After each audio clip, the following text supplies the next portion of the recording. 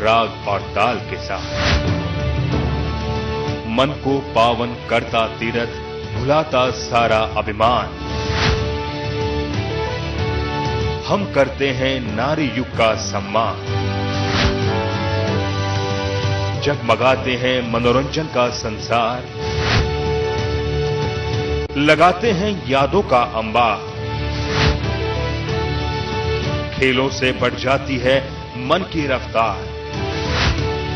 हम हैं आपके दिल की आवाज, जन टीवी, जन जन की आवाज। ऐसा गजब न कीजिएगा जी, ऐसा गजब न कीजिए। हम हथियार से डरते नहीं है, ना हम पाकिस्तान की पहली लड़ाइयों से डरे। कर मेरे मन को किया तूने क्या इशारा। From our struggle for freedom and from the teaching of Mahatma Gandhi. फिर वही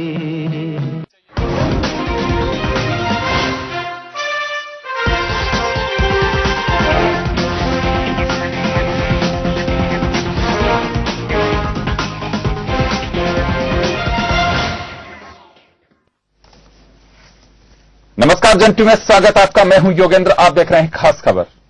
खास खबर में हम बात करेंगे राजस्थान में जयनारायण व्यास यूनिवर्सिटी में भर्ती मामले में एंटी करप्शन ब्यूरो की जो कार्रवाई है उसके बाद लगातार कांग्रेस ये कह रही है कि यह कार्रवाई द्वेषतापूर्ण तरीके से की गई है और ये एक पॉलिटिकल रिवेंजफुल वर्क बताया जा सकता है। इसे सचिन पायलट कह रहे हैं, अशोक गहलोत कह रहे हैं और तमाम कांग्रेस के नेता कह रहे हैं। लेकिन सवाल यह उठता है कि न केवल राजस्थान की बात करें, कई राज्यों में और हमारे गवर्नमेंट ऑफ इंडिया में यह बात उठती है कि जांच एजेंसियों को सत्ता पक्ष प्रतिपक्ष पर दबाव बनाने के लिए इसका उपयोग करता है। क्या वास्तव में ऐसा है? अगर है तो लगता है कि बड़े दुख की बात है कि इस तरह के एजेंसियों को टूल की तरह उपयोग किया जाता है। अब ये बेहतर बता सकते हैं जिन्होंने सत्ता का स्वाद चखा और वास्तव में क्या ऐसा हुआ है। लेकिन हमारी नजर में जांच एजेंसियों को जांच एजेंसियों की तरह ही काम करने देना चाहिए, ना उनमें किसी का दखल हो, ना उन्हें टूल की तरह प्रयोग किया जाना चाहिए। चले हम चर्चा शुरू करेंगे। हमारे साथ वरिष्ठ पत्रकार और समीक्षक ओम सैनी साहब हैं, भाजपा के वरिष्ठ नेता शील दाभाई जी हैं, कांग्रेस नेता आरसी चौधरी साहब हैं। पहले एक बार जरा सुनिए कि इस मामले को लेकर के क्या कहा जा रहा है राजस्थान के नेताओं की ओर से। सरकार के चेहरे पर बहुत बड़ा तमाचा है। न्यायपालिका में हम सबको पूरा भरोसा है और जिस प्रकार अब सुप्रीम कोर्ट का ये जो आदेश आया है, ये सरासर दिखाता है कि सरकार ने ईसीबी के माध्यम से अपने राजनीतिक विरोधियों को आतंकित करने की जो साजिश रची थी वो अब सबके सामने एक्सपोज हो चुकी है। और इस पूरे प्रकरण में सरकार ने जानबूझ के ऐसा कदम उठाया जिससे कांग्रेस और कांग्रेस के नेताओं को किसी न किसी तरह पीड़ित करने का जो एक उनकी मंशा थी वो सामने आई है। देखिए, अब गहलोत साहब कहते हैं विपक्ष के हैं तो विपक्ष के तेवर वो अपने दिखाना उनका अपना काम है, बाकी सरकार का इससे कोई लेना देना नहीं है। सरकार ने कभी भी किसी भी मामले में हस्तक्षेप नहीं किया और कोई अभी ऐसा तात्कालिक लाभ लेने जैसा सरकार के लिए कोई काम भी नहीं था कि ऐसा कुछ तत्काल कोई लाभ मिल जाएगा, कोई चुनाव में लाभ हो जाएगा। हमारे यहाँ ऐसा कुछ भी नहीं है। ये कांग्रेस का अपना काम है, वो रैली निकाले। अब राहुल गांधी इतने दिन तक कहाँ छुप करके बैठे थे ये तो उन्होंने बताया नहीं जनता को। अब छुप करके बैठ करके आए हैं तो कुछ न कुछ तो उनको करना ही है, इसलिए राजनीति करेंगे, वो करे राजनीति, ये उनका अपना काम है। तो जोधपुर विश्वविद्यालय में प्राध्यापकों की भर्ती का प्रकरण माननीय मुख्यमंत्री जब अशोक गहलोत खुद विराजते थे उस वक्त ये मामला राजस्थान की विधानसभा में उठा था। उस समय हम लोग प्रतिपक्ष में थे। तर्कों के आधार पर यह सिद्ध हो गया था कि विश्वविद्यालय के अंदर भर्ती के अंदर भाई भतीजावाद और बंदरवाट हुई है। योग्यताधारी जो उम्मीदवार थे उनको अलग कर दिया गया और अयोग्यताधारी जो उस समय न्यूनतम अहर्ताएं पूरे नहीं कर रहे थे उनको भर्ती किया गया। उस समय मुख्यमंत्री, तत्कालीन मुख्यमंत्री जी ने खुद ने कहा था कि मैं इस पूरे मामले की जांच कराऊंगा और उसी जांच को आगे बढ़ाते हुए जांच हुई है। कानून अपना काम कर रहा है और कानून के सामने जो भी आएगा, चाहे उसमें कोई किसी दल का हो, मैं समझता हूं। तो चलिए, अशोक गहलोत जब मुख्यमंत्री थे तभी ही ये मामला उठा था और उस वक्त उन्होंने कहा था कि अगर मेरा या मेरे परिवार के किसी व्यक्ति का इसमें जरा भी रोल हो तो मैं इस्तीफा दे सकता हूं। सरकार से वो चले गए, लेकिन नई सरकार बनी, फिर बीजेपी के वक्त ये मामला उठा और एंटी करप्शन ब्यूरो से जांच के आदेश दे दिए गए। जांच की जा रही है। एक बार एफआईआर को हाई कोर्ट ने खारिज किया, लेकिन सुप्रीम कोर्ट चली गई एसीबी और सुप्रीम कोर्ट ने इसे कंसीडर किया, जांच के आदेश दे दिए। इसी दौरान गिरफ्तारी हो गई और लेटेस्ट डेवलपमेंट यह है कि सुप्रीम कोर्ट ने भंवर सिंह राजपुरोहित, जो पूर्व वाइस चांसलर हैं, उन्हें रिहा करने के आदेश भी दे दिए गए हैं। इसी पर तुरंत अशोक गहलोत ने ट्वीट भी किया है और बयान जारी किया है कि एंटी करप्शन ब्यूरो को तुरंत सभी को रिहा करना चाहिए। इससे सरकार का चेहरा सामने आ गया है।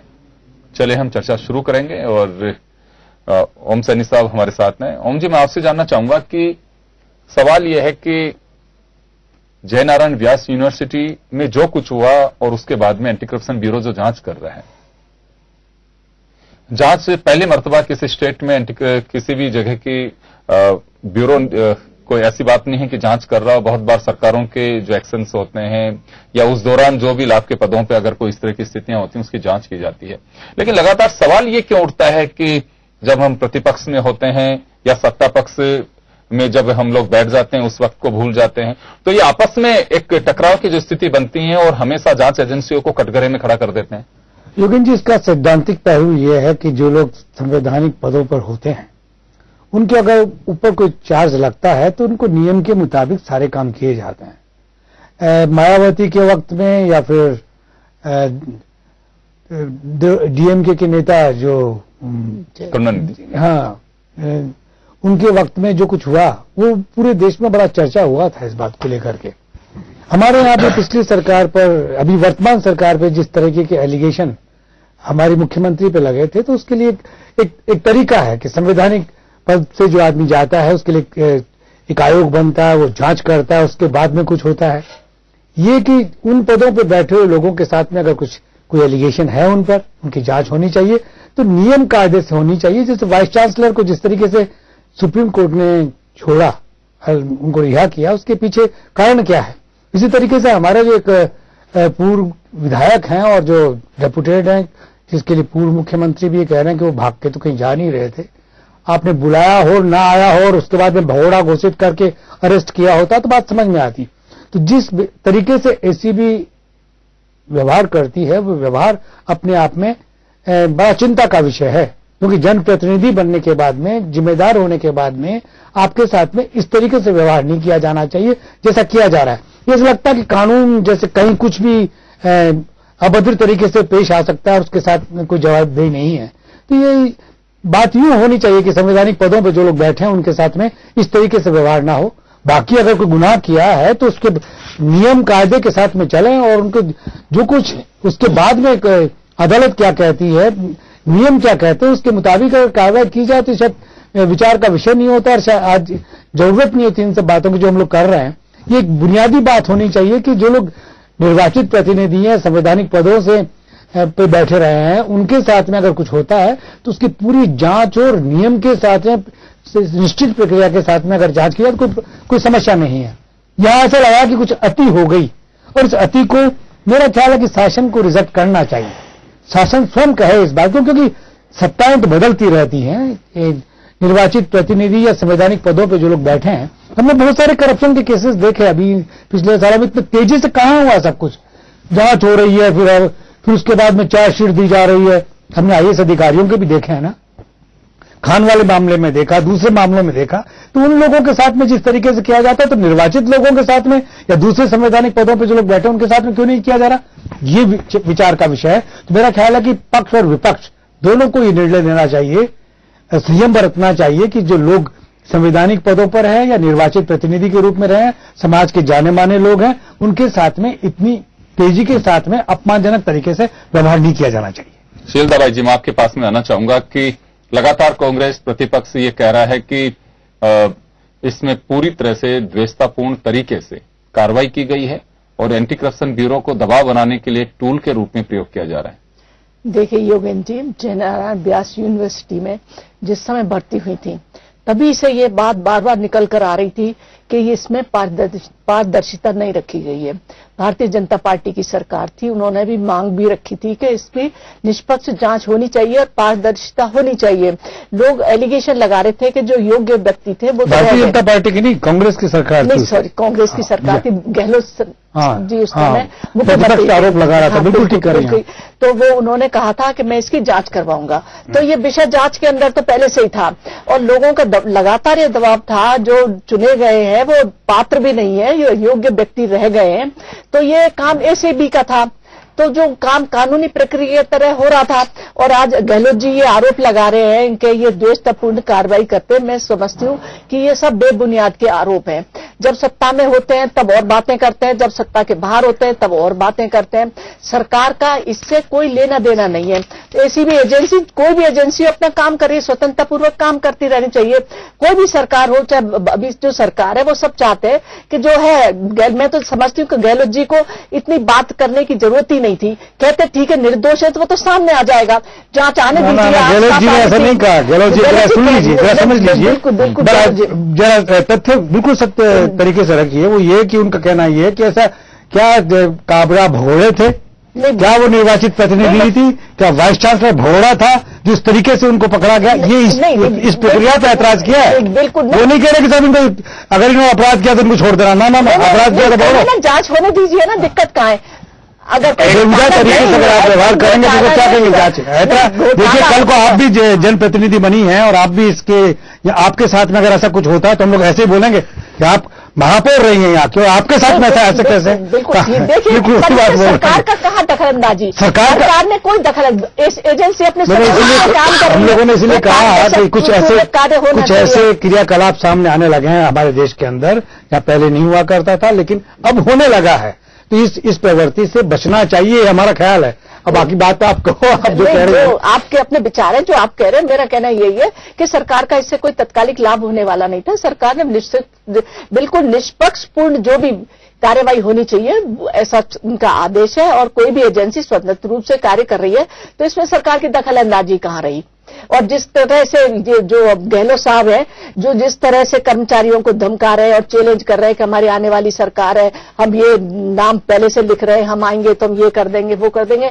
ये एक मुख्यमंत्री पद के व्यक्ति को इस तरह से बयानबाजी नहीं करनी चाहिए। इस तरह से धमकाने की जो बात है, इस तरह की बातें नहीं करनी चाहिए। सरकारें आती जाती रहती हैं इसमें, लेकिन इस तरह से दबाव बनाना, अभी से प्रेशर करना, एक मुंगेरी लाल के सपने देखना, मैं तो समझती हूँ कि उचित बात नहीं है। समय आएगा, देखा जाएगा कौन आता है कौन नहीं आता है, और जो न्याय जो होगा वो सबके सामने आएगा। चलिए, आसिफ चौधरी साहब, मुंगेरी लाल के सपने नहीं देखने चाहिए, और ये तो जनता है कि इस 22 महीने बाद में क्या निर्णय करेगी तब देखने वाली बात होगी। सवाल यहाँ पे ये है कि ऐसा क्यों महसूस हो रहा है कांग्रेस को कि एंटी करप्शन ब्यूरो को टूल की तरफ प्रयोग किया जा रहा है?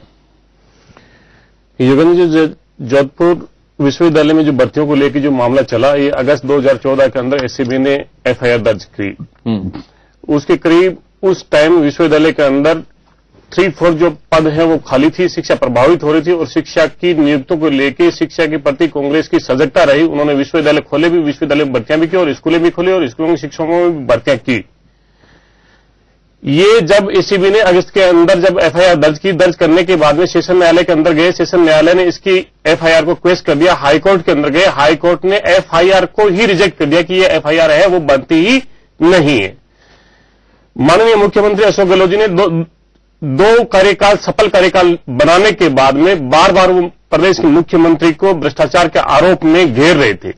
माननीय मुख्यमंत्री जी के पास में कहीं कोई उनके ऊपर एलिगेशन लगाने का कहीं कोई आधार नहीं बन रहा था। इसलिए जब उन्होंने जोधपुर प्रवास किया, तो प्रवास के दौरान उन्होंने यह वक्तव्य भी दिया था कि देखना तो यह होगा कि भ्रष्टाचारी कौन है, कौन भ्रष्टाचार कर रहे हैं। और एसीबी ने हाईकोर्ट के नियमों की अवहेलना करके जिस प्रकार से इन्होंने जो गिरफ्तारियां की, चार्जशीट बिना पेश किए ही जो गिरफ्तारियां की, वो न्याय संगत गिरफ्तारी नहीं थी। इसलिए भारतीय जनता पार्टी से इस सूचिता की चौधरी साहब, एक बात मैं जानना चाहूंगा कि चार्जशीट से पहले गिरफ्तारी की जा सकती है, ऐसे न्यायिक प्रक्रिया में है ये नहीं कह सकते। ये high court, Yogendra ji, ACB का जो इंटरेस्ट है, एसीबी का इंटरेस्ट एक इस भर्ती घोटाले को लेकर इतना बड़ा होता है, ललित गेट घोटाला होता है, दूसरी तरफ कहीं मैं और बात कह सकते हैं जी, लेकिन ये बिल्कुल एक जो पूरी जो एसीबी के एडीजी से लेके पूरे एक मामले की तहकीकात में लगते हैं, और वो वहां पे एक सार्वजनिक जीवन जीते हैं और उम्र के अंतिम पड़ाव में जब आप जीवन को किसी बिना मतलब के बेदागदार कर देते हैं तो निश्चित रूप से उसका जीवन बड़ा कुंठित हो जाता है। यहां पे पूरे तथ्यों के साथ में जो खान का घोटाला हुआ, यहां पे जो ललित गेट घोटाला हुआ, उस गेट घोटाले के अंदर आज तक किसी भी ने ऐसी कहीं तत्परता नहीं दिखाई। यहां विश्वविद्यालय में आपने जयपुर जो विश्वविद्यालय के अंदर कुलपति की नियुक्ति की और कुलपति की नियुक्ति करने, वो पुराना नहीं, ये नए कह रहा हूं, जब इसके अंदर हाईकोर्ट